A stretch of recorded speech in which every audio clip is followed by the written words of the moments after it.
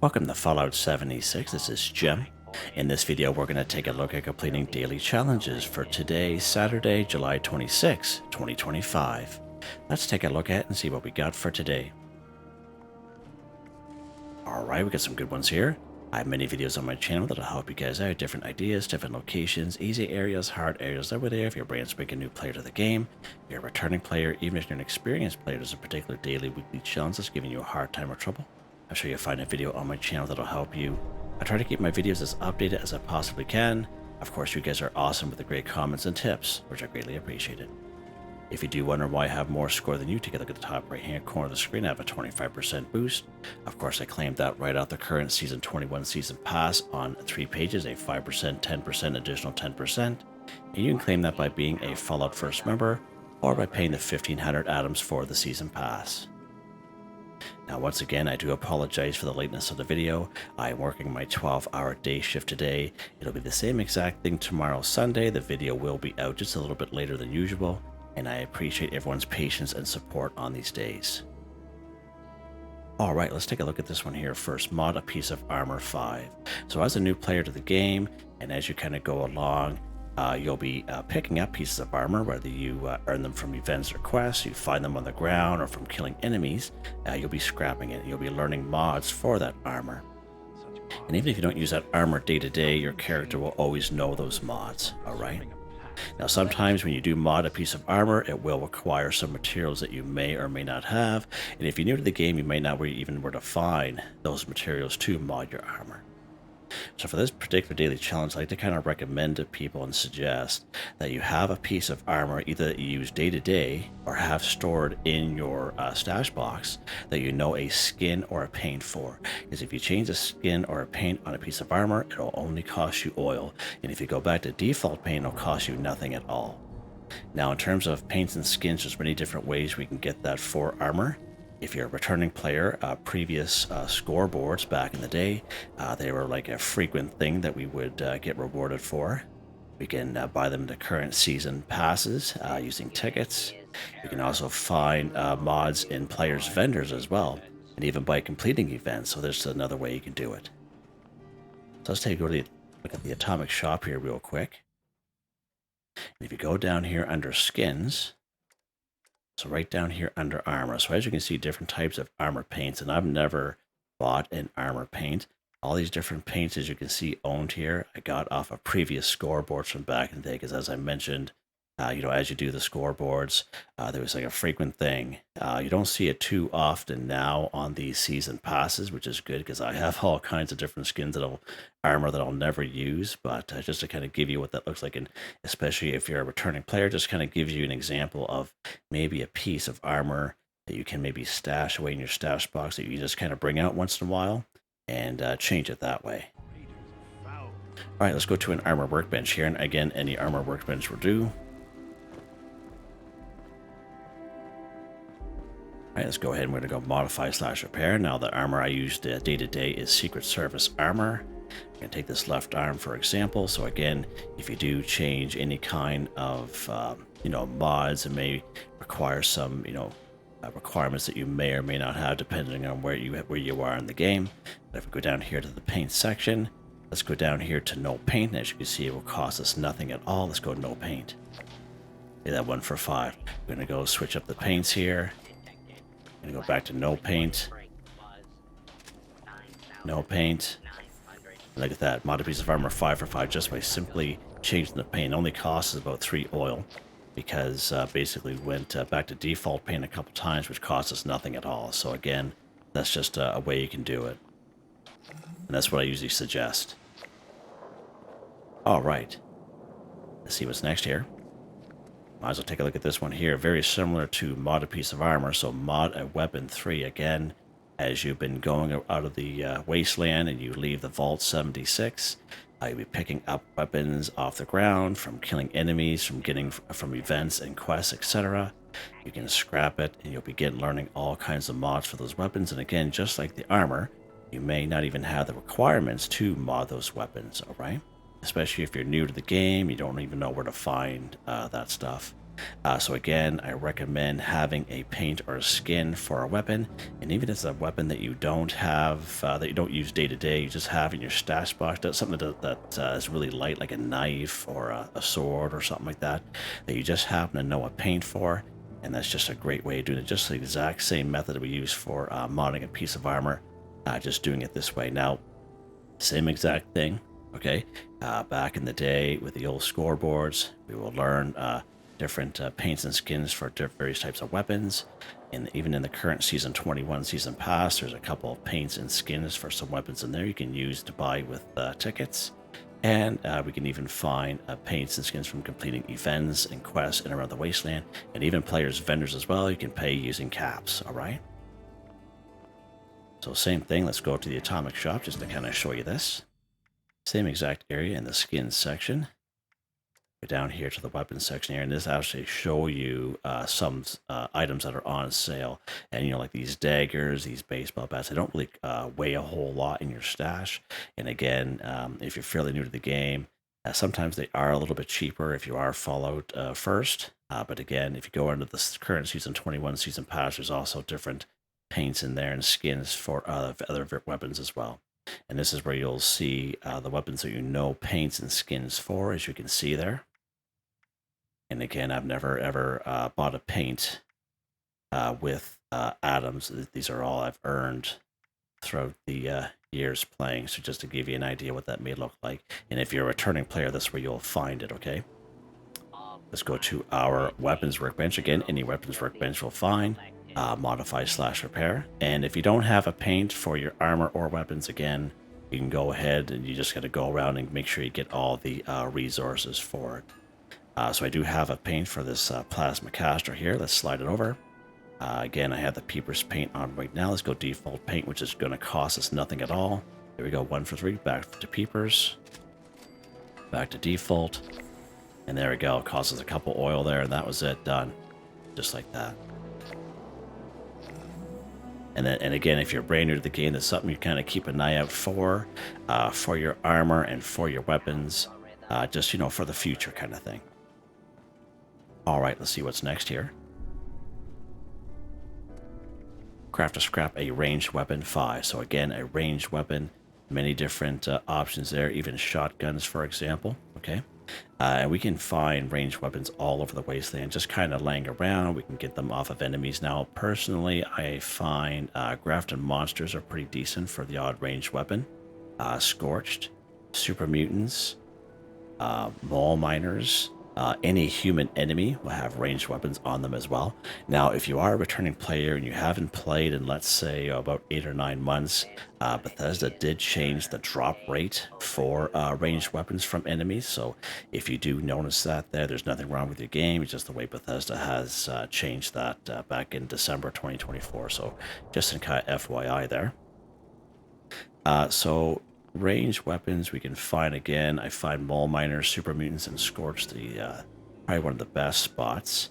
I find even down here in Welsh is a pretty good spot. There's usually probably about 7 or 8 weapons just kind of laying around there. Right here at the Somerville's Dam, like on top of the dam by the suspension bridge, there's a shotgun of some sort, usually on either side of that suspension bridge. So 2 of them there. And plus there's a bunch of scorch there as well, so you can get a bunch of ranged weapons there just in this one little location. Just to give you an idea of what you can do. And these guys here are pretty squishy. They're part of the forest area. Now, if you're real short on time, you can craft a couple and then scrap a couple at any weapons workbench, and that's what we're going to do here. We'll go ahead and go craft. And again, we're going to go right down to these pipe guns. Now, these pipe guns we can craft right at level 1. I believe these are default plans you learn right out of the gate, right at level 1, okay, with exception to the syringer. And again, as you can see, that when you first look at it, it looks like there's quite a bit of requirements there to build, but there's only 1 of each, 2 screws and 10 steel. And again, a lot of that stuff is easily readable right down through flatwoods and in the forest area, so everyone should be able to craft these fairly easy. Let's go ahead, we're going to craft 3 of these bad boys. There we go, 3 for 5.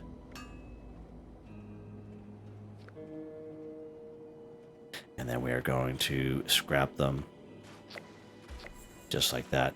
Craft a scrap a ranged weapon 5 for 5 again. Really depends on how much time you have to do this, but that is definitely a quicker way. But if you'd like to enjoy the game, get some XP at the same time, you could definitely do it the old-fashioned way. Definitely nothing wrong with that as well. Let's see what's next here. All right, scrap trying to produce copper 5. So copper is a junk item in which we can use the bulk and scrap method at any Tinker's Workbench in the game. Let's go to our Tinker's Workbench here. We're going to go craft. Go down here to bulk, go down here to the C section. As you can see there, to bulk 1 copper, you need 10 copper scrap and 2 plastic. You go ahead, you bulk your 1 copper, then you scrap is hands down the fastest, quickest, easiest way to complete this daily challenge. It's more so for the folks that are kind of short on time, or for people like to get things done quick and easy. The bulk and scrap method is definitely where it's at for most junk items here in the game. Now, I actually have a video I made last year in 2024. It is all time-stamped. It is locations for copper, and you can check out that video if you so wish, if you're legitimately looking for copper. Great spot for copper is actually right up here, Palace of the Winding Path. There's a lot of ceramic up here, but a lot of those vases, I think they're like the reddish ones, and the white-blue ones that you can pick up, they have copper in them. All right, so again, that's a great spot up there for copper. There's a couple magnets, high-powered magnets we can find. There's a couple in around here, the Blackwater Mine, for example. And I believe telephones are another good source of copper as well. A couple in around here in the Visitor Center, Eastern Regional Penitentiary. A couple of them down through Flatwoods and the Green Country Lodge area. Where are we at here? Right over here, Sugar Grove area is pretty decent there as well. National Radio Astronomy Research Center. Down here at the White Spring Mall, you can use the north entrance right down the mall, like more so in around where the most of the assaultrons are. Pretty much the opposite end of where you spawn in at down the mall. Now, if you use the front door entrance, it's just an additional loading screen to get down to the mall, but this will actually be a little bit quicker to where you have to go. Just to give you guys a couple of options for some copper. And also, probably one of the best spots, actually, is right up here at the Landview Lighthouse, pretty close to Vault 76. Let's pop in here today for our copper.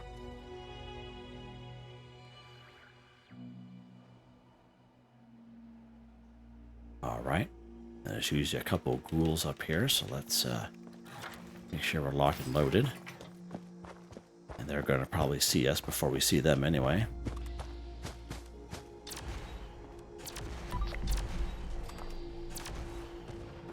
Nice. We're going to go right to the lighthouse itself this time. And we're going after these guys right here, these lighthouse souvenirs. If we take a look at our Pip-Boy here real quick. You can see there, lighthouse souvenir, 2 copper each. Just like that. Pretty awesome. So 2, 4, 6. Right? And there's another one there, and I think we only need 5. Let's take a look here. Yeah, we only need 5, right? So there's plenty here, and there's more up the stairs as well. And there's a red roach probably about halfway up there. But yeah, this is a nice, easy area to get our copper. Again, really good spot. Again, if they're not here, you may have to server hop it a couple of times. So just be aware of that. Where's my camp at? Right up here, Jim. Yeah, Jimmy's getting a little tired here. All right. Now you can scrap this at anywhere, any workbench at all, a train station, other players' camp, what have you. I'm just coming back here to set myself up for the next challenge. I hear a mole rat in the background there.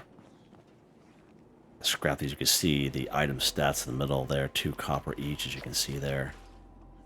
There we go. Scrap trying to produce copper 5 for 5, and again, if you're short on time, the bulk and scrap method is definitely where it's at. And I believe even you can buy bulk copper from one of the vendors down here at the White Spring Mall. Just kind of thought of that now down here in the north entrance, so you can try that out as well. Let's go out there and take care of Buddy. Hear him chomping away. We just crippled his limb. Okay, so 6 for 6. So again, my camp, just like most people's camps when they spawn in, your camp gets attacked by some sort of enemy depending on where you're at. So let's take a look at this one here before we go to the next one. Cripple and enemy limbs too. Okay, so this one here is pretty wide open.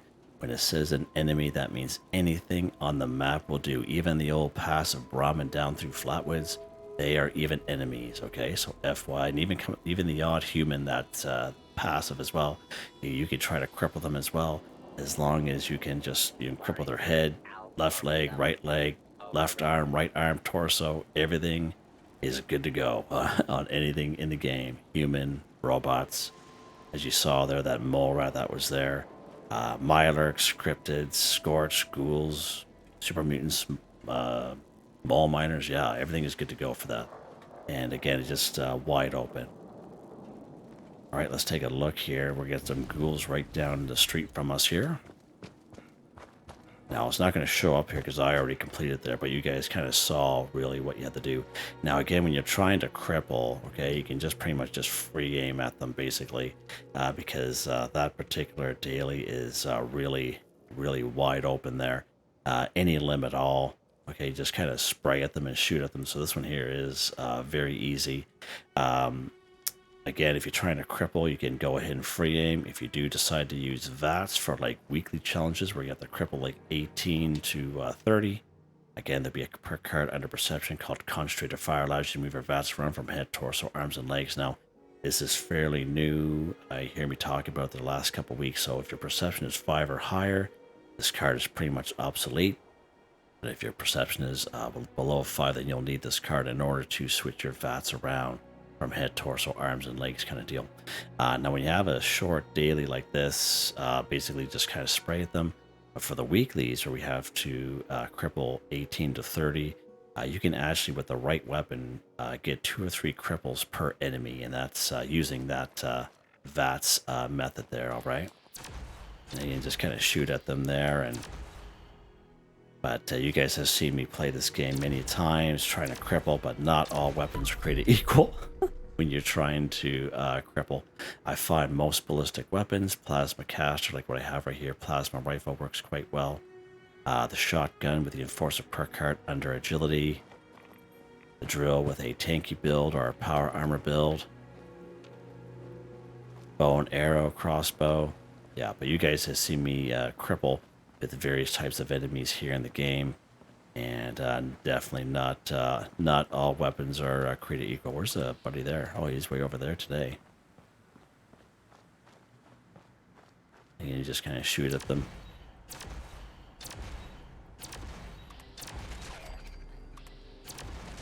Huh? Even the torso. All right, good stuff. Oh, boys, yes, jump scare me. The face only mom could love right there. Yep. Let's get up here for a second. There we go. There's a little quieter up here. Let's see what's next, Jim. Oh, we got 2 left, and look at that. Now, we can kind of incorporate these 2 here at the same time, because usually Deathclaw eggs are in around where Deathclaws are at. Because where Deathclaws are at, they're usually either pop up out of a nest, or there's a bunch of nests nearby. So let's go ahead and kill Deathclaw 1.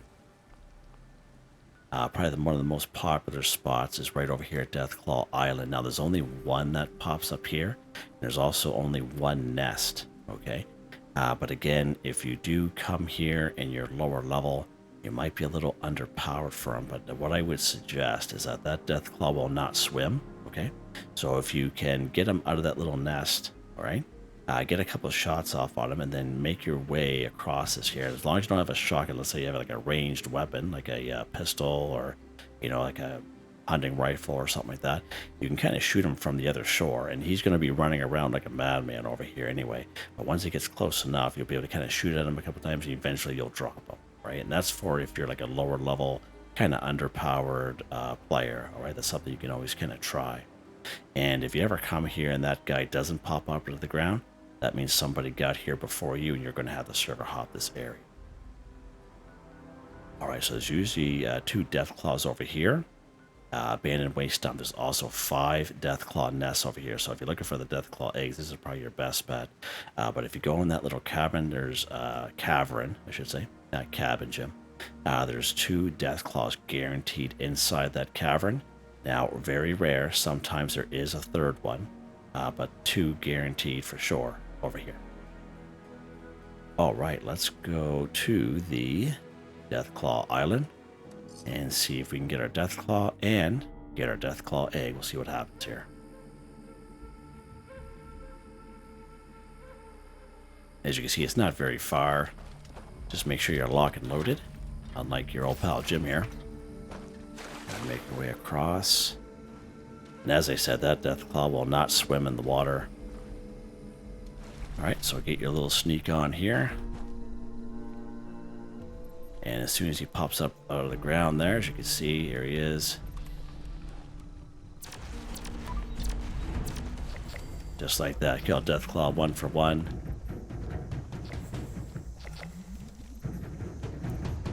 Let's take a look here. Oh, there's an egg right there, perfect. So again, don't forget your Deathclaw meat. This block titanium scrap is very important, as well as loose gears. Looks like he's got some armor on him, pretty nice. Pretty good.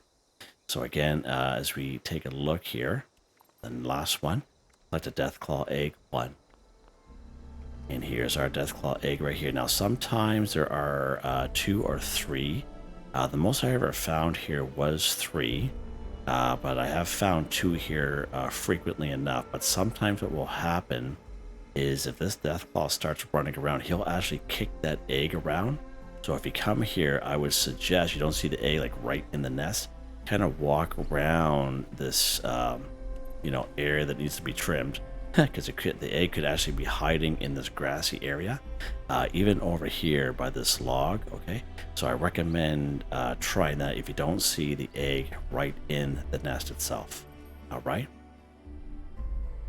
Again, the abandoned waste dump is another great spot.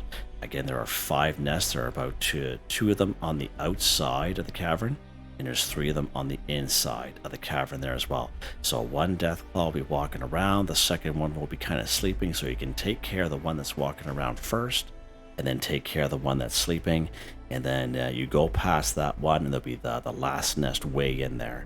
Now you'll also come across Deathclaw eggs that are cracked. Okay, they will not count. Okay, it has to be full, intact Deathclaw eggs. So just an FYI. So probably a real easy way to get Deathclaw egg. However, there is a stipulation: is you have to do the Skyline Valley quest line, and I believe it's the 2nd or 3rd quest in. You'll actually kind of get access to this Dark Hollow Manor, okay? And then this icon will pop up, so you're able to spawn on the inside. But then again, that's the stipulation. But once when you're inside, there's a Deathclaw egg right in the security office. So let's pop down here today, the Dark Hollow Manor. And we're going to go... Oh, we went to the exterior, Jim. We want to go inside. Hey, you guys can tell I'm getting tired. Let's go inside this time. There we go. Now, in case you guys are wondering, I do have that entire Skyline Valley questline right here on the channel. It is a little glitchy, okay, I'm not gonna lie. But again, you can just follow along and do what I do in that video. We're gonna take a left right here. I go right down these stairs.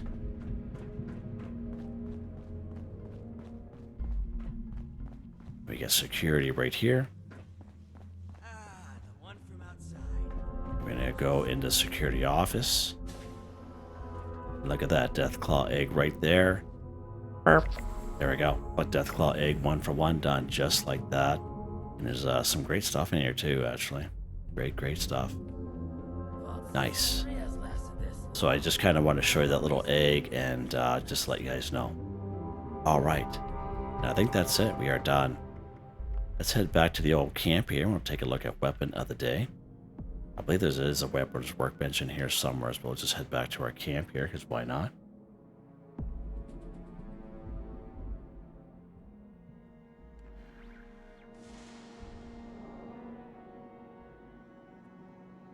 All right. Let's do some moonwalking there. Huh? Weapon of the day here, Gem. Anti-armor Peeper's True Plasma Caster, plus 50% armor penetration, plus 50% limb damage, plus 3 luck. Anti-armor Crippling Luck. True Capacitor Aligned Sniper Barrel. Standard Sight Peeper's Paint. 122 damage, 122 electrical damage, plasma cartridges, it's single fire, it's an energy weapon, and it is a heavy gun. It's a nice little weapon. It used to be powerful quite a while ago, but I think they kind of cut it back a little bit. I remember it being more powerful back in the day. Again, heavy gunner build, which we have for now until the next season comes. Master heavy gunner, expert heavy gunner, under strength, lock and load, bullet shield, under endurance, and under luck we have one gun army. Legendary perk cards, these don't change for me. I'm very happy with them, and as you can see, they're all maxed out. Alright, good stuff. Yeah, so there you guys go. Hope you guys enjoyed the video. Please like, subscribe, and share when you have the chance. It really helps me out. I'd like to thank my channel members, Artistically Arranged, Michael Edwards, Nigel Wiffen, Heather, Whitetribe, Mr. Shelton, Drake Stamps, NotMeButMeYesMeThatsMe, True Ranger, Confoundedbridge, Waywarner, John DJ59, Picquerist, Gwen Trutnau, Tony Watson, FelixTheKat, Dan Ferreira, Benny Bunny. Thank you all so very much, and I hope you all have a nice day.